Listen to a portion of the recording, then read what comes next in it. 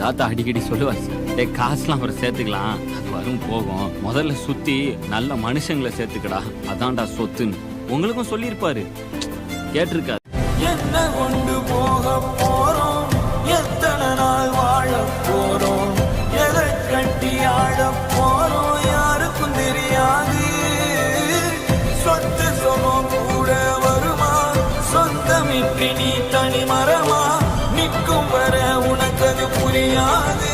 என்ன கொண்டு போக போறோம், எல்லாம் ஒரு நாள் சாக போறோம், மிஞ்சி போனா என்ன ஆகும், எல்லாம் சேர்ந்து வாழ்ந்து பார்ப்போம்.